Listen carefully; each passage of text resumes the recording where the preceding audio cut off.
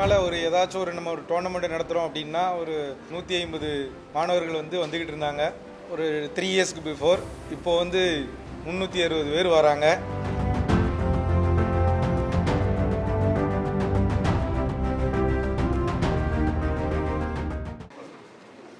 உங்களுக்கு தெரியும், லாஸ்ட்டு 2 இயர்ஸாக நம்மளுடைய விளையாட்டுத்துறையில் நம்முடைய அமைச்சர் உதயநிதி ஸ்டாலின் அவர் வந்தோடனே ஏஷியன் சாம்பியன்ஷிப் இங்கே எடுத்து வரப்பட்டது.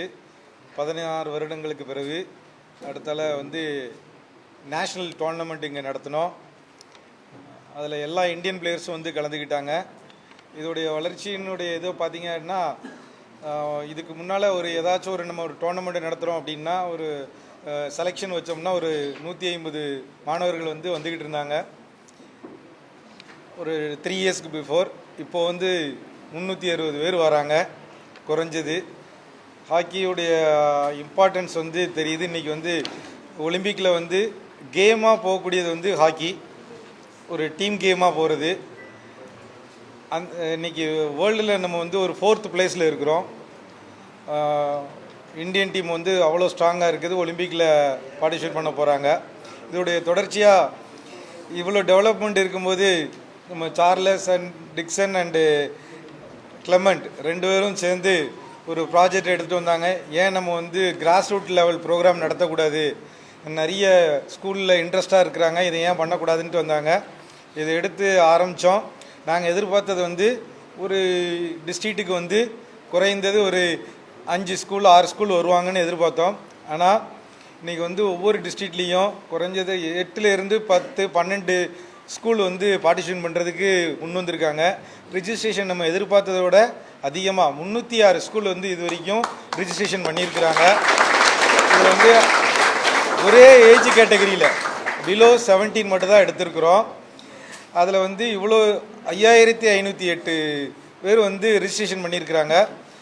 38 டிஸ்ட்ரிக்டில் இதை நம்ம வருகிற 6, 7 இந்த மேட்சை நம்ம ஸ்டார்ட் பண்ணுறோம். லீக் முடிஞ்ச உடனே அதில் இருக்கிற வின்னரை ஜோன் வைஸில் நம்ம எடுத்துகிட்டு வரோம். ஜோன் வைஸில் வரும்போது 6 ஜோனாக பிரிச்சுருக்கிறோம். அந்த ஒவ்வொரு ஜோனுக்கும் அந்த வின்னர்ஸ் டீம் ஆடுறாங்க, அங்கே லீக் ஆடுறாங்க. அந்த லீக்கில் 2 டீமை செலக்ட் பண்ணுறோம். அதாவது அதோடைய வின்னர் டீமும் கம்பைன் டீம். ஏன்னா சில டைம் ரன்னர் டீம் இல்லாமல் மற்ற டீமுடைய பிளேயர்ஸையும் கலெக்ட் பண்ணி கம்பைன் டீமாக எடுத்துகிட்டு வரோம். இதில் முக்கியமாக சொல்லணும்னா நிறைய கவர்மெண்ட் ஸ்கூலும் இருக்குது, மெட்ரிகுலேஷன் ஸ்கூல் இருக்குது, எல்லாமே ஸ்கூல் இருக்குது.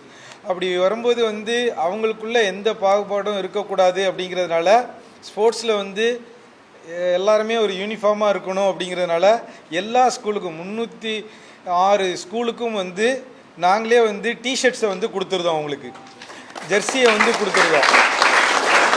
அதே மாதிரி அங்கேருந்து செலக்ட் பண்ணி வரக்கூடிய அந்த ஸ்கூலுக்கும் ஜோனல் லெவலில் இருக்க ஸ்கூலில் 2 டீமை செலக்ட் பண்ணி ஸ்டேட் லெவலில் சாம்பியன்ஷிப் நடத்த போகிறோம்.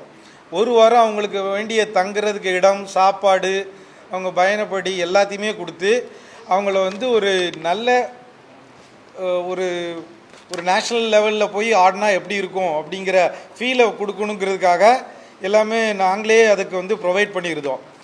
இந்த முயற்சி இந்தியாவில் முதல் முறை ஹாக்கி இந்தியா இது ரொம்ப பிரமிப்பாக இதை நல்லா எடுத்திருக்கீங்கன்னு ரொம்ப பாராட்டி அவங்களும் இதுக்கு வேண்டிய முயற்சி கொடுத்து எல்லா பிளேயர்ஸுமே இந்தியன் பிளேயர்ஸ் எல்லாருமே இதுக்கு அவங்களுடைய வாழ்த்துக்களை சொல்லி வீடியோ அனுப்பியிருக்கிறாங்க.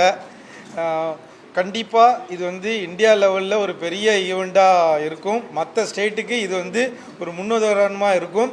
இதோடைய வளர்ச்சியை ரிசல்ட் இன்னொரு 2 இயர்ஸில் கண்டிப்பாக பார்க்கலாம். அடுத்த எங்களுடைய டார்கெட்னு பார்த்திங்கன்னா 500 டீம் அடுத்த வருஷம் ஆடணும். உமன்ஸ் டீமும் இதே மாதிரியே கொண்டு வரணுங்கிறது எங்களுடைய நோக்கம். இதை நோக்கி நாங்கள் பயணம் பண்ணியிருக்கோம். செய்திகளை உடனுக்குடனும் துல்லியமாகவும் தெரிந்து கொள்ள சப்ஸ்கிரைப் பண்ணுங்க.